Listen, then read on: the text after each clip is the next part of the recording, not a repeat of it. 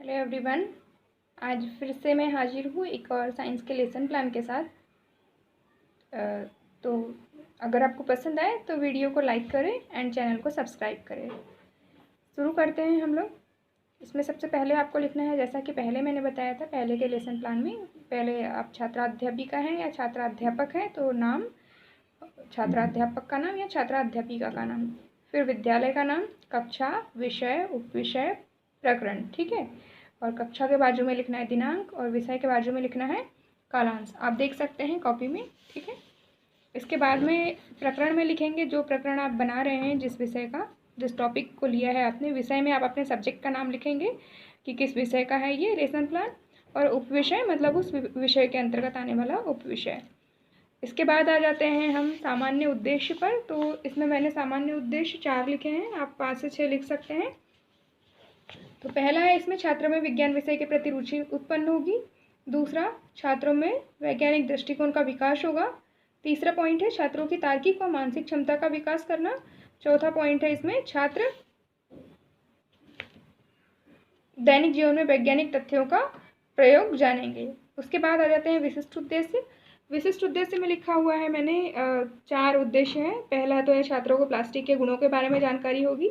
दूसरा, प्लास्टिक के प्रभाव से अवगत होंगे छात्र। तीसरा है छात्र प्लास्टिक के दुष्प्रभाव व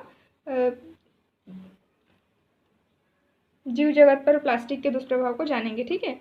इसके बाद में छात्र इससे प्राप्त ज्ञान को अपने दैनिक जीवन में उपयोग कर सकेंगे।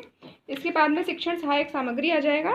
तो शिक्षण सहायक सामग्री में आपको वही लिखना है जो आप अगर क्लास में टीचिंग के लिए जाते हैं और आपको ज़रूरी होती है। तो यहाँ पर मैंने लिखा है यहाँ पर सब लपेट श्यामपट्ट, जिस पर प्लास्टिक के उपयोग को दर्शाया गया हो, मतलब एक चित्र बना हुआ हो। फिर उसके बाद में पॉइंटर एक कंपलसरी है, और अन्य टीचिंग एंड लर्निंग मटेरियल यानी शिक्षण सहायक सामग्री। इसके बाद में आ जाएंगे पूर्व ज्ञान पर। तो पूर्व ज्ञान में लिख देंगे हम लोग कि छात्र प्लास्टिक के बारे में सामान्य जानकारी रखते हैं। और पूर्व ज्ञान के बाद आता है प्रस्तावना प्रश्न, ठीक है। तो इसमें कॉलम बनाते हैं हम एक क्रमांक का, एक छात्राध्यापिका क्रिया या छात्राध्यापक क्रिया, दूसरा है छात्र क्रिया।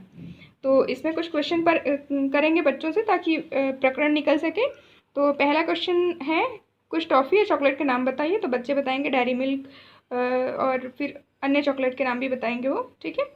ये टॉफ़ी या चॉकलेट किससे पैक होती है? तो बच्चे बताएंगे प्लास्टिक में। प्लास्टिक कहाँ बनाया जाता है, क्वेश्चन है, तो उसका आंसर है फैक्ट्रियों में। प्लास्टिक के बारे में विस्तार से बताइए।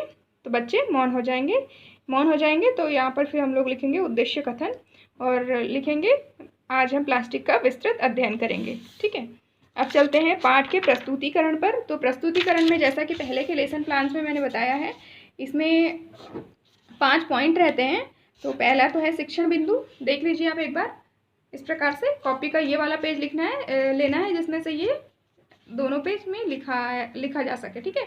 तो शिक्षण बिंदु, इसके बाद में छात्राध्यापिका क्रिया या छात्र क्रिया लिख देंगे आप, छात्र कथन, और उसके बाद में शिक्षण विधियाँ और श्यामपट्ट कार्य, ठीक है।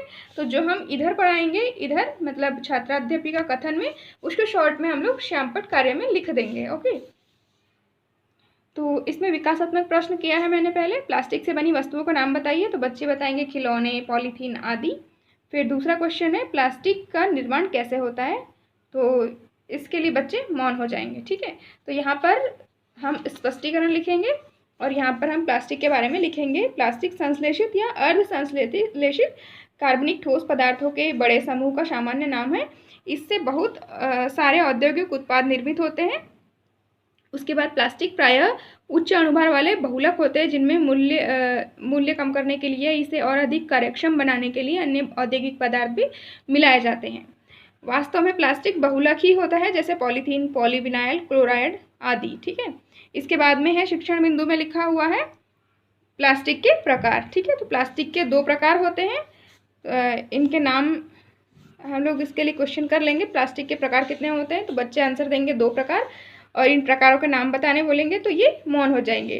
फिर यहाँ पर हम लोग स्पष्टीकरण में प्लास्टिक 2 प्रकार की होती है लिखेंगे, और छात्र इसको ध्यानपूर्वक सुनेंगे। और इधर जो शिक्षण विधियों वाला कॉलम था, तो इधर हमने अगर प्रश्न किया है तो यहाँ पे प्रश्नोत्तर विधि, यहाँ पे हम लोग ने स्पष्टीकरण दिया था, तो ये कौन सी विधि हो जाएगी, व्याख्यान विधि हो जाएगी, ठीक है।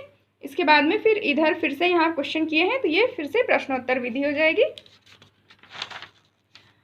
आगे प्लास्टिक के प्रकार में है थर्मोप्लास्टिक और थर्मोसेटिंग प्लास्टिक। ठीक है, तो यहाँ पर थर्मोप्लास्टिक को समझा दिया है। यह वह प्लास्टिक होती है जो गर्म करने पर विभिन्न रूपों में बदल जाती है, जैसे पॉलीथीन, पॉलीप्रोपिलीन, पॉलीविनाइल क्लोराइड आदि। ठीक है, इसके बाद में है थर्मोसेटिंग प्लास्टिक।